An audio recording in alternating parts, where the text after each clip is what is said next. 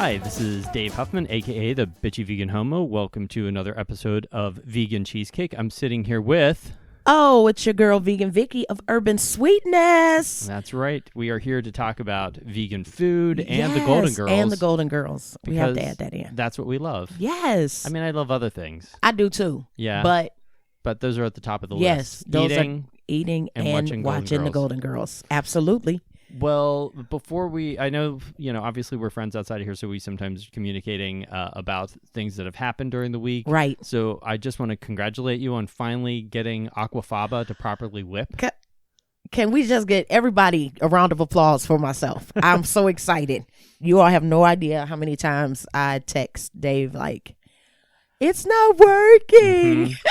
She tried to send me a video I of did, it, and it didn't come through. I was so mad. I couldn't watch it, so I just had to look at a still, but it looked beautiful. Oh, my gosh. And what was the impetus for making... Oh, first off, if you're not familiar with what aquafaba is, why don't you tell people what aquafaba is? Aquafaba is that liquid that is in the chickpeas. Mm-hmm. So whenever you have chickpeas and you drain that liquid, that is like gold. It can be. It can be if you do it right. Yeah, don't be like me the first time I tried. But it's liquid gold, and it's amazing now. It's amazing now. Yeah, you can use it. It has similar properties to eggs. So it can be whipped up like egg whites. The egg whites. You can add it to things to kind of thicken things, and to almost not every recipe it won't work as an egg replacer, but it can be used as an egg replacer. Exactly. And I know, like in my vanilla cake recipe for my cassata cake that's on my website, I use aquafaba in that. Cassata cake. And a few of my other recipes I use aquafaba for. But it doesn't just have to be chickpeas. It can be other beans, too. Yeah, that's true, too. But pretty much everyone just always uses chickpeas because it has a very neutral taste. Right. So you don't really get... I mean, if you did black beans, I've been wanting to do that, actually. Do a black bean aquafaba something. Maybe with chocolate. Yeah. With like a chocolate cake or something. I have not seen anybody doing it, but I want to try that. So. Oh, that would be... Okay. I'll let you know how it goes. Yeah. How about I'll be here? All right. I'll just be sitting outside the door are you doing it yet? Waiting for whatever cake I make. Exactly. Unless it's disgusting, and then you'll be like... Right. And I'll be like, no. I haven't made any disgusting cakes for a while, though. But, I know, because you are the bomb cake maker. My thanks. Yes. So now you made the aquafaba to make meringue cookies, you said I did. I made the meringue cookies. Mm-hmm. And one thing that I discovered, I said that I would put a little more vanilla or sugar. Because it was still a little, it still had a little aftertaste to me. Little beanie taste? Yeah, it was, I don't even know. It could have been beanie, but it just... I have to tweak my recipe a little bit, but I did take some to work and they tried them, but when I tell you the consistency, they were so light. Yeah. It was amazing. Yeah, it's really weird. I've made a lemon meringue pie using it, and I've never liked meringue growing up. Like if I got a piece of in my pre-vegan days, I would literally just take the meringue off because it was not. Yeah, it was. But when I made the vegan lemon meringue with the aquafaba, it's my future mother-in-law's favorite kind of pie. So I made her one day and took it over there, and it was delicious. It was delicious. It was my favorite thing. You know what it is? Because vegans do it better. I always say it tastes better when you leave out the animal cruelty. There you go. It does. You don't taste the death. You don't. You don't taste the abuse, the death. Exactly. This is supposed to be a lighthearted. I know, my fault. Serious. That's all right, but it is true. No, but it was so, because I was never like a meringue person, but it was like one of those things where I said I have to conquer this aquafaba. Well, and you did, and I did, and I am. I just want to buy chickpeas now. So, one of my friends apparently eats an inordinate amount of chickpeas every day. He's a vegan as well. Okay. And he and I was talking to him, and I said something about aquafaba. He's like, "Oh, do you want me to start saving the aquafaba that I have for my cheese or for my chickpeas?" And I said, "Yes, please." Yeah. And he showed up for dinner a few weeks ago and brought me. I'll have to show it to you, and you're gonna like. It's staggering. I expected him to show up with like a little like a maybe, cup, or two. Yeah, like maybe a quart container full of it. It's like a giant Tupperware thing. Shut up. It's literally probably, no exaggeration, 16 or 18 cups of aquafaba. No way. That is in my freezer now. And so when I need it, I have to like, chisel off a chunk. Yeah. I actually need to thaw it and then maybe freeze it in like ice cubes. That would be good. So then they're like better, easier to use servings because right now I could go ice skating on it, but otherwise it's not really. Right. So he is killing the chickpeas every day. I don't know how many chickpeas that boy's eating. Wow. But it's probably, I don't want to say an unhealthy amount, but he might have some sort of addiction. That's possible. That's what I was thinking. I'm like, okay. So congratulations though on your Thank you. success. I'm still pumped about it. I haven't done anything like I haven't challenged myself with anything new lately like that. Like I haven't been. There's a few things that I've been wanting to do. Yeah. Like mainly the next thing I really want to do is start making my own like vegan cheeses at home. I have Yoko's cookbook and I've never made anything from it. I've had it for years. Wow. And I've just never done it because a lot of those cheese recipes they require fermentation and stuff. Yeah. And I tend to I want to eat it now. I don't want to start to make something that I'm going to get to eat in 3 weeks. I was about to say you can just sit there and watch it do its thing. And you're like, okay, when can I eat? Can I eat? I don't have that kind of patience. Yeah. So God bless all you vegan cheesemakers out there that do have that kind of patience because. But they probably have some already made, and then the next time. Yeah, you got to start the process, I guess, and that's what I just haven't done. So maybe next time we talk, I will have done that. And see, for me, for those that don't know, I have a nut allergy. Mm-hmm. Yes, you do. So I can't. So a lot of the cheeses are like cashews, almond, or whatever, and I'm like, I cannot eat that. Mm-hmm. So it's hard to. Maybe that's. You can have coconut though, right? Yes, I can eat coconut. There are some coconut-based ones. I forget. I was watching a video on Instagram this week. Someone making a giant batch of coconut mozzarella. And I wanted to investigate that a little further. I don't think I've had a coconut-based mozzarella. I know sometimes it's hard to get rid of the coconut. Yeah, that's what I was about to say. I'm wondering how that would. Yeah, I was wondering how that would work. But I love coconut, so maybe a coconut-infused mozzarella. That would be. And you just tell everybody it's artisan, and then they're like, yes, this is an artisan mozzarella. It's small batch. You have to artisan, say it like that. Yeah. Artisan mozzarella. There you go. And then make it sound sophisticated. It's small batch artisan tropical mozzarella, and then they expect a little bit of what is that? A hint of something. That's something. I have to try that. It's all about branding and making people what their expectations are. Yeah, it is. Mm-hmm. Exactly. Because they'll go with it. They will. Oh, we didn't mention what episode we're going to be talking about today. Okay. I forgot.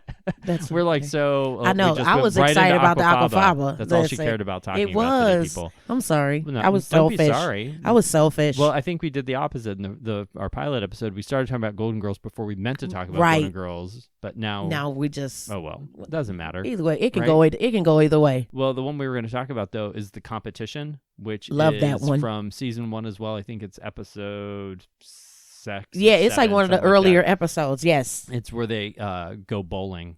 And I love that one. It's where you find out that Rose Nyland is highly competitive and kind of a bitch. So Rose I enjoyed that. Yeah. Killed it.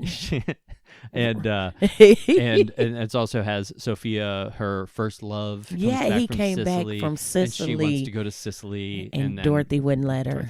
So that the bet is about, it all comes down to a bowling competition. Right. And I love that one. And that one starts out with Sophia making a giant pot of her 14-hour pasta sauce. Yeah. And I love Rose comes in and says, "Oh, is that Chef Boyardee?" Right.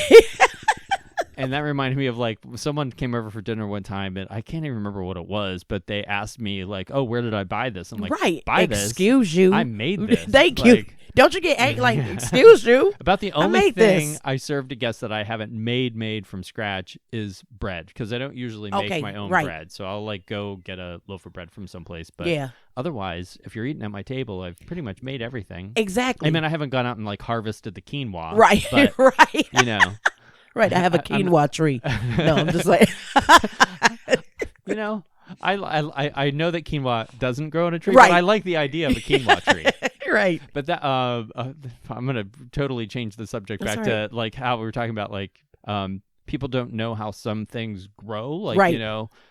We got into an argument years ago about pineapples. Yeah. Someone was like, "Oh no, the pineapple tree." I'm like, "No, I don't think it's a tree. I don't think pineapples. It's a bush or something." Right. And someone's like, "No, it's a tree. They pick them off the tree." And so we had to Google image it. And I'm like, "No, look, see, it's a little bush. It's a bush, right?" And so one pineapple grows on each little bush, and it takes almost 2 years. For grow them to grow. So when you go to the store and you complain that a pineapple costs $3 or whatever.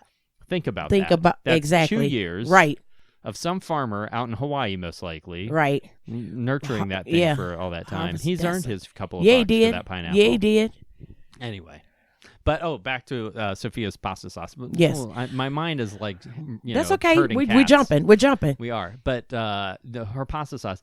I have only ever made my own homemade pasta sauce once, and it was the year that I had planted a bunch of Roma tomatoes in my little like garden boxes in the backyard, and I had so many tomatoes. I'm like, well, I'll just make some sauce, right? And it turned out all right, but it wasn't like, oh my god, this is the best sauce I've ever had, because not every time you get something right the first time.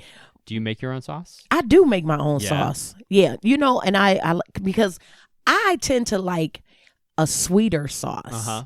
Than like just a... Well, I'm a sugar horse, so do I. Yeah, so I tend to like a little sweetness to my sauce. Yeah. So I like to make my own sauce, but it has not taken me 14 hours to make. So I want to know what that actually entails. That's what I wanted to look up. I wanted to look up, what kind of, how long is that simmering? Because I know that there's like, I watched a documentary all about a noodle place in Japan that his broth, the one on Netflix. It might be. I don't know if it's on Netflix now. I had to watch it for my day job. For the day job. Right. But it was fascinating how many days in the steps of making the broth. I mean, it was not vegan. It's disgusting. Right. Like all the things he was putting in there was kind of a horror show to me. Okay. But it made me appreciate the time and energy that goes into that. So the length of cooking pasta sauce for 14 hours, that seemed, I'm like, are you taking each slice off of the tomato? You can just go get a can of Newman's Own and you got it right there. And you're done. And you're done. And you are done. But I was like, 14 hours. That's a long time. Mm-hmm. Well, what are you going to do? I know. If you're from Sicily, I guess that's what you do. Exactly. Mm-hmm. It's their special sauce. Maybe I should find a little old Italian lady and ask her. I thought you made 14 hours. Now, see, people can't see your expression. I wasn't sure if you were going to say like kidnapper because you looked a little crazy. Did I look a little crazy? It just because that was in my mind, but I don't want to say it. Maybe I need to find me a little Italian lady. And stick her in the kitchen. No. Oh, well, that's what they do to But I was fascinated. Like, what is that recipe? Yeah. I wonder. Maybe I have to look that up. I wonder if sometimes they have like spin-off, things that go with films and TV. Like, when there's enough fan demand. Like, I wonder if there's a Sophia's cookbook out there that someone published. Oh my gosh, that would be. I'm sure there isn't, but maybe there is. Who That's knows? True. I think we would have known about that. Yeah, but you can make that happen. So, what was I going to say? Oh, the aquafaba made me think about, like, this week.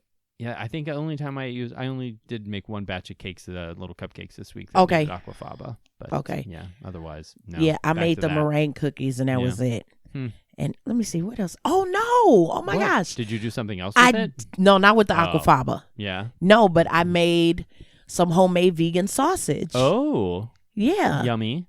And so what kind of now were they like an Italian sausage, a breakfast sausage? What kind of sausage? Italian sausage. It was like I made one batch of like just regular Italian sausage, and then I made a batch of spicy Italian sausage with the crushed red pepper and a little cayenne for a little kick in there.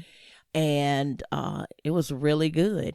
I made them for a friend of mine. They opened up a spot and they needed some vegan options. Nice. So I made that, and of course the little rejects I took to work with me for the people at work. Is your technique for making the sausages? Do you do the thing where you wrap them in the tin foil and make like little Tootsie Roll kind of things? That's what I do for mine as well. Yeah, I make them up. And then I do the parchment paper. Yeah. And then the foil. Oh, you do a parchment and then I do a foil. parchment and then foil, because I find that I did it with foil before, but just with the foil, they still expanded. Too much.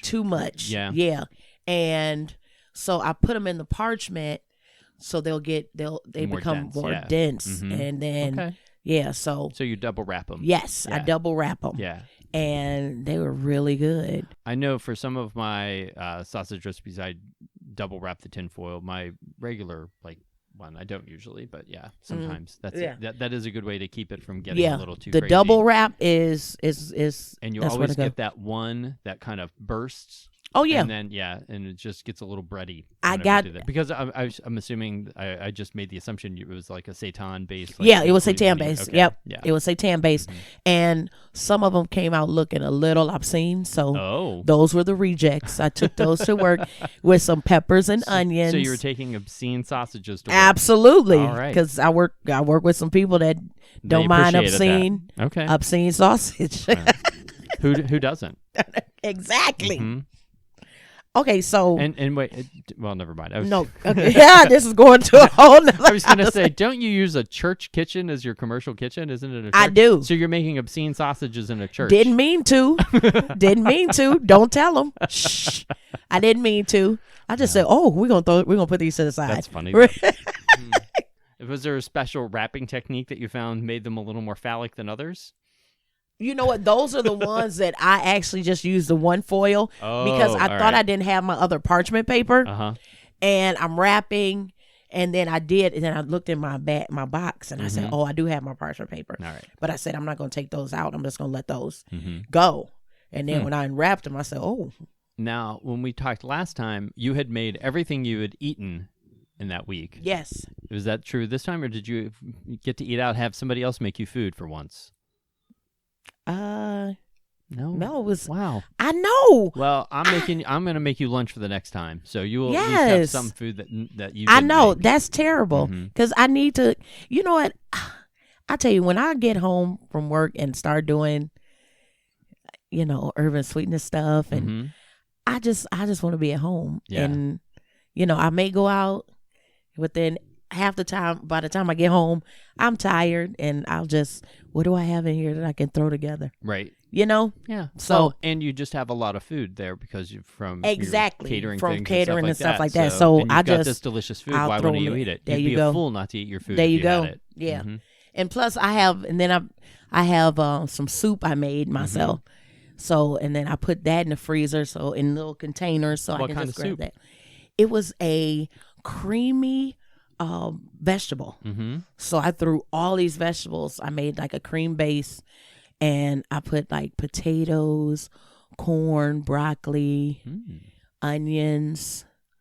There was something else in there. No, I think that was it. Now, your cream base, is it just soy milk, or did you add some Actually, I used Ripple. I used that pea protein milk. Oh, yeah? Was so good. It's good in that? Yes. Because I think I've only had it once, and I didn't like the taste of it. But think it this was the well unsweetened original, and it was so good. I made my roux, and I actually used that with a vegetable broth. Right. So I had that, and it came out really good. Maybe I'll give Ripple another chance. I really like them. I saw a young woman about to buy it one night at Target. No, you didn't, did you?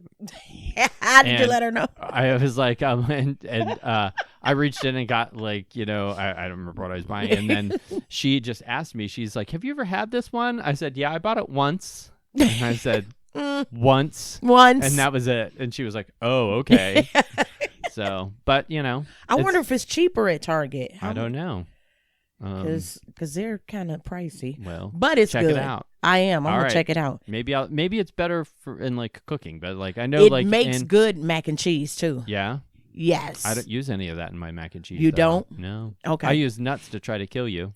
Oh, that's why I didn't come over that day. No, because playing. I made you a mac and cheese the one time, and you came over, and I put tofu in it instead. Yeah, it was good. Yeah. Oh yeah, it was good. Yeah, so you can make it nut free. Okay, my recipe. Yes, that's awesome. So, I had something else I was going to say about Rose Nyland, who's always so sweet. So sweet. In this episode, she took a turn, baby. In this episode, she's really kind of mean and competitive spiteful and trying to get underneath Dorothy's skin. Yep. So I like that we saw a different side of her. I do too. Yeah. She took it to another level. I love the part where she was trying to get back in their good graces because of part. She's like, wait a minute. Hey, I like when she wins she got the trophy, and then she had all of their names engraved on it to bury. And hers hers is 3 times the size of everybody else's because she's the one that won it. She's the one that won. She's like, but I won it. Yeah, it's my trophy. Oh, bless them. I know, she's hilarious. I was trying to look up 14-hour sauce. 14-hour sauces? And there is a 14-hour sauce. Yeah? It's how to make 2-day tomato pasta sauce. I don't understand it. It's just... I mean, the longer you cook it, those flavors are going to get really... I bet yeah, that's amazing. True. Just like... Yeah, the spices are going to soak into every little thing. Yeah, but you know what? Well, why don't we make that our own little personal challenge? We each have to make... Oh, my gosh. All right. A 14-hour... Yeah, we're each going to make our own 14-hour sauce. Okay, let's do it. And we're going to have a little taste test challenge on a future episode of Vegan Cheesecake. Okay, let's do it. And at some point, we're actually going to have a vegan cheesecake challenge for each other, too. Yeah, we are. Because I haven't made a cheesecake in quite a while. I haven't either. And people are probably like, "Why is this called vegan cheesecake?" If you're not even you talking haven't about made that. a cheesecake in a while. Okay, yeah, let's do it. All right, let's do it. But I like Sophia says that if her sauce was a person, she would get it. She would like to get it naked and make love to it. Yes, she did. So that's true. There's some food there that I've made. I'm like, wow, this is I can. All right. No, I'm just. People have that reaction to my brownies. They heard that. do. Yeah. You know what? Your brownies are good, and that's another thing. We need a brownie. We need a brownie off. We need a brownie face off. Well, I don't want to. I mean, my brownies are called the best damn brownies. They are. That's because that name was taken before I could take. No, just.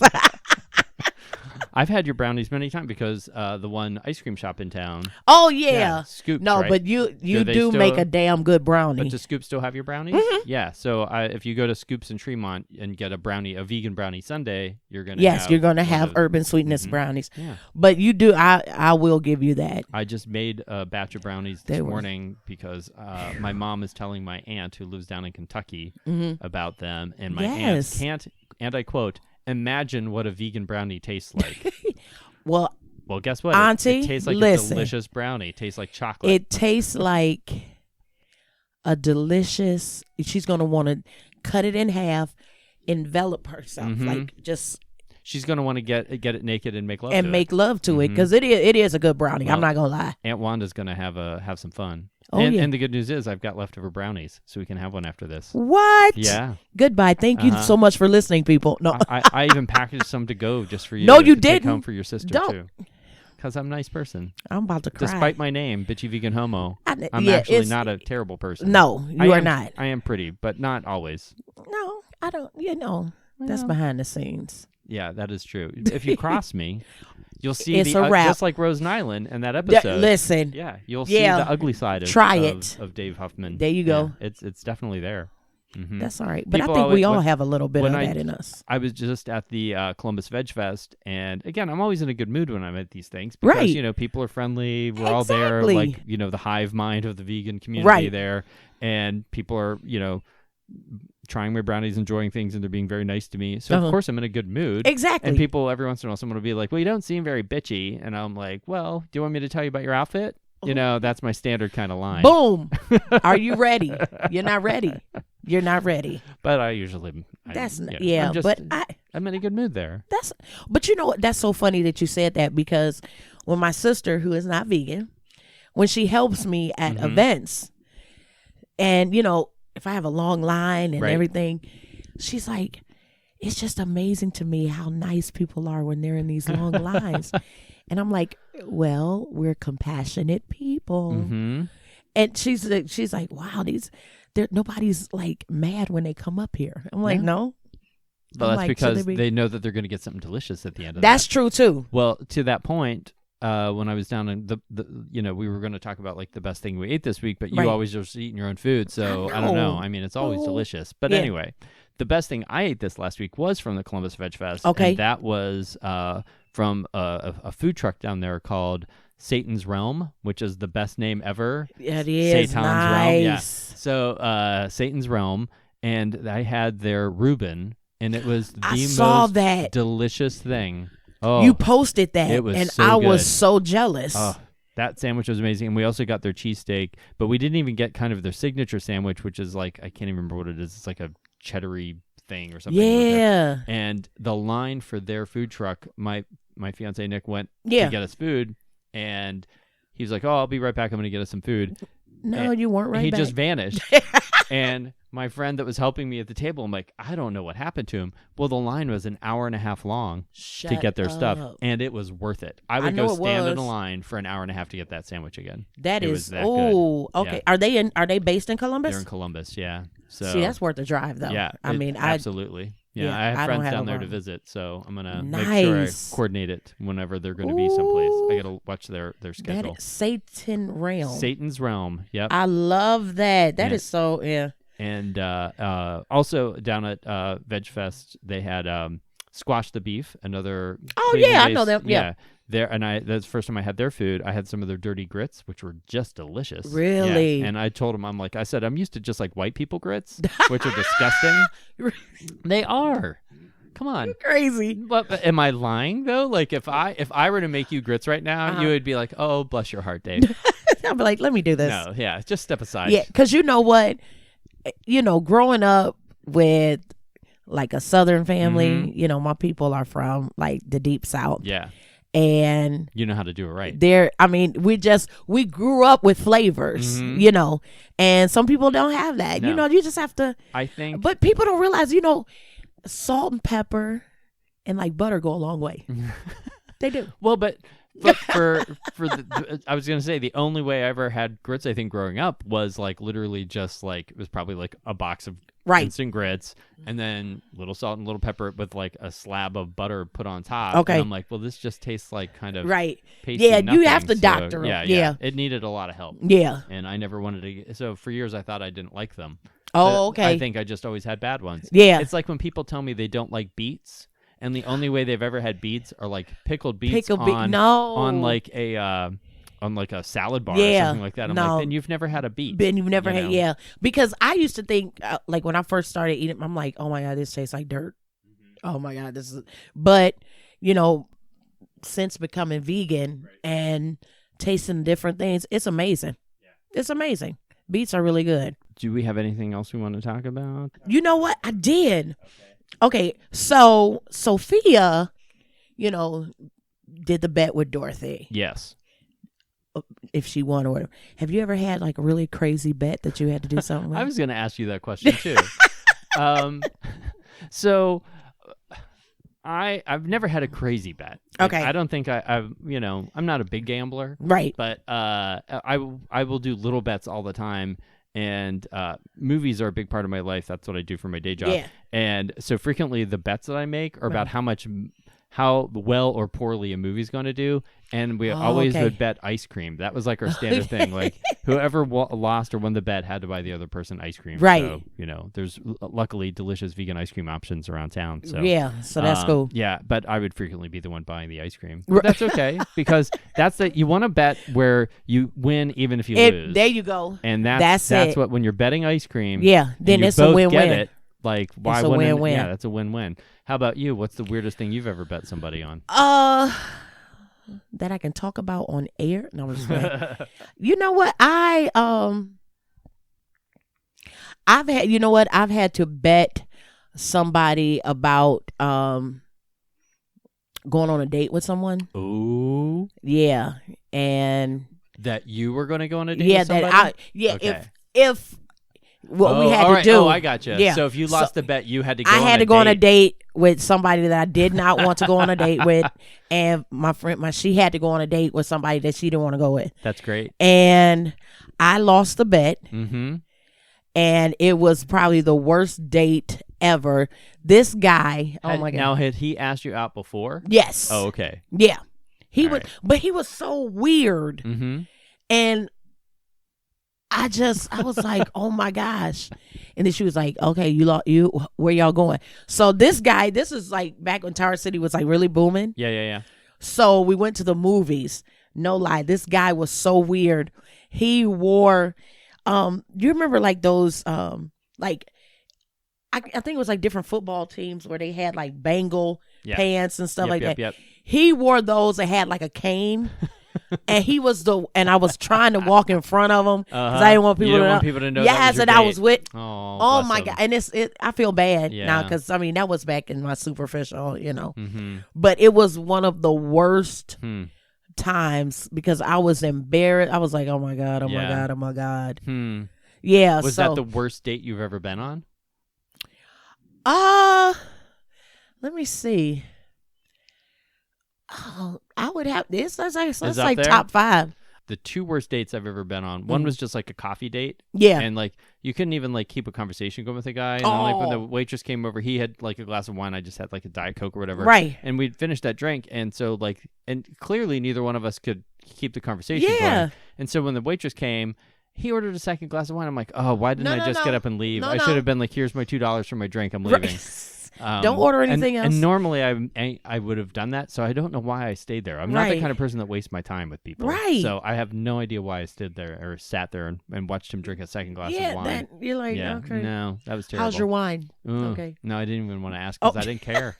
Right. I didn't care at all. Yeah. And then I went on a date one time with a guy. We went to see a movie, and he was one of those people that just... It was I think it was Bulworth, the Warren Beatty movie. Oh, wow, yeah. How long ago that was. Yeah. And the whole movie is about how Warren Beatty hasn't slept for like forever. Ever. Yeah. And he's the kind of person that like when Warren Beatty finally like falls asleep, he goes, oh, he's sleeping. Like he would say things out loud. Like, you know, he had to like make these observations. Like I didn't really need you to tell me that was happening. You're like, I have eyeballs. I can see this. Yeah. So bless his heart. Let's see. Another date. Oh my gosh. Another date I went on. The guy, first of all, I have this... I hate when people eat nasty. Like, wipe your mouth. Oh, yeah. That is the worst. No. Mm-hmm. And was he an open mouth chewer? Yes. And then he had salad with like ranch dressing. And it was like on the side. And I was like, you don't feel that. And I looked at him. I said, you don't feel that? Can you wipe your mouth? I'm like, what is wrong with you? You don't feel that? Oh my gosh. That is just, Well, you know what? We should save some of our dating horror stories for an episode. Oh yeah, that's gotta. Girls, where they have like because this is one of the few episodes. Well, no, I guess Sophia is about rekindling a romance. Yeah, but so many of those episodes are just about them sort of it's all based around which one of them is dating which new man. Yes, and which one of them in that first season especially. It seems like every other episode's like they think someone's proposing to them or someone is proposing to them. It's the weirdest thing. Yeah, so that's definitely, we got to find an episode. Yeah, because we can talk about that. That's, all day long. Absolutely. Right. So as we wrap up, just let's tell people like where they can find us and what's going on. So sure. Who are you again? I am Vegan Vicki of Urban Sweetness, and you can find me online, Urban Sweetness on, where am I? Facebook, Twitter, and Instagram. And on my website, www.urbansweetness.com. And where am I going to be? So I will be on the 28th of September. We'll be at the Vegan Wellness Fest. It's Wellness Fest and Vegan Flea Market. Flea Market, right. The Wellness Fest and the Vegan Flea Market. I'll be at the Vegan Flea Market. And I'll be there too. Yes! Yeah. I hope we're near each other. Should we ask? That would be so... That'd be trouble. Yeah, it would be. Yeah. Like... Because your lines will be blocking my customers. No, your lines will be... Once they're like, he's here, I'll think they're in line for me and they'll be in line. I'll be like, oh, okay, thanks, great. But that's at Pinecrest. So... Here in Cleveland. We'll be there. Yes, here in Cleveland. We'll both be there on the 28th of September. And then I am, of course, Bitchy Vegan Homo. Yes. BitchyVeganHomo.com. I'm Bitchy Vegan Homo on Instagram and Twitter and Pinterest. But I am BVH Show on Facebook because Facebook wouldn't let me be Bitchy Vegan Homo. That's for just whatever terrible. Reason. Get it together, and, Facebook. I will be at Pinecrest on the 28th. And on the 21st, I will be at the York, Pennsylvania Veg Fest. Nice. Out in York, PA. Look at you. Yeah, I have a friend out there, so I get to visit her. Nice. That was the main reason why I'm doing it. Oh, okay. Because, I get to see her. Hi, friend in York, Pennsylvania. Hi, Sandy. Hi, Sandy. Hi, Sandy. All right, well, thanks for listening, and we'll talk to you next time. Peace out, everybody.